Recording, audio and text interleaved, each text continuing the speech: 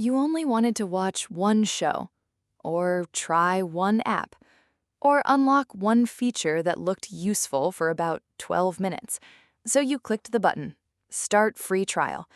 Then the screen asked for your card, because apparently free still likes to know where you bank, and technically nothing had gone wrong yet.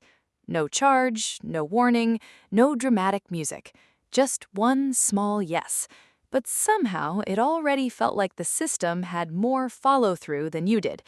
That felt off because the free trial wasn't really built around your long-term attention. It only needed one quick yes. Because what you're stepping into is not just a trial, it's a timeline. This is part of what I call the free trial clock. It's the pattern where the beginning feels light, quick, and temporary, but the continuation is already sitting quietly in the background with a calendar reminder and excellent posture. You make one small decision in the present, the system quietly makes an appointment with your future self, and the gap between those two moments is where a lot happens. Your attention moves on. You watch the one show, you use the app once, you tell yourself you'll come back later, which is a sentence with a very suspicious success rate. Then life gets louder.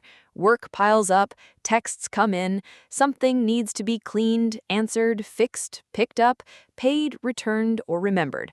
The trial slips into the background, but the system does not slip into the background. The system is not distracted. The system is hydrated, well-rested, and apparently very good with dates. It keeps the card, it keeps the renewal date, it keeps moving. So a week later or a month later, the charge appears.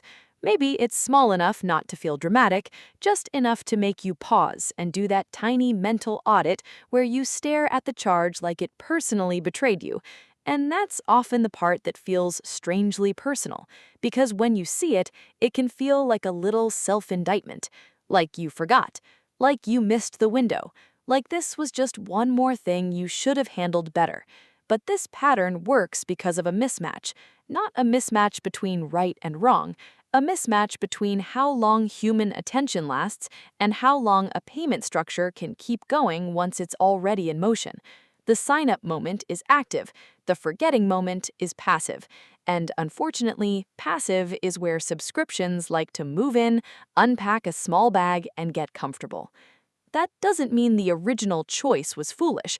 It means the system was built to continue more smoothly than your memory was built to monitor it.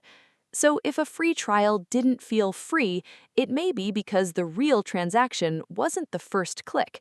It was the quiet handoff between your intention and your attention. The charge may be small, the service may be barely remembered. Nothing exploded, nothing looked dramatic, but the system was still active. So the next time you see a trial conversion, a renewal notice, a bundled plan, or a tiny charge you almost ignore, you don't have to turn it into a personal failure. You can pause and name the pattern. This is the free trial clock. An old yes is still running. A default is carrying the decision forward. A system is treating silence as continuation. And once you name it, the better question isn't, why did I let this happen? The better question is, would I choose this again today? Not when the trial was free, not when the offer looked small, not when it only took one click. Today, would I choose this again today? That's the quiet wealth lens. Not blame, not panic, not a spreadsheet punishment ritual, just recognition. What's still running? What's the default doing? What attention is this asking from future me? And is the system helping me make a clear choice or quietly carrying an old one forward? The decision may be old, but the system is still active. Recognize the pattern. Lower the noise. Keep your attention.